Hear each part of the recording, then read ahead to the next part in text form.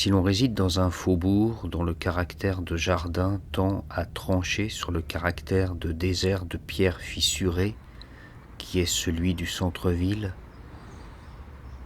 on ne vit pas le jardin comme un enclos arraché à la nature, mais comme une tentative quelque peu risible d'introduire subrepticement un peu de nature à l'intérieur de la culture.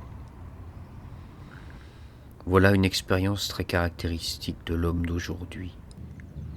Et si elle n'était pas recouverte par l'habitude, elle pourrait servir de clé pour déchiffrer notre existence actuelle. Cette expérience plonge en effet notre vie dans une toute autre atmosphère que celle dans laquelle vivaient probablement nos ancêtres. Nous autres retardataires de l'histoire, nous ne nous promenons pas comme nos aïeux dans des jardins riants, mais dans des jardins risibles. Ce qui vu d'ici apparaît comme un sourire archaïque, c'est chez nous crispé en la grimace superficielle du ridicule.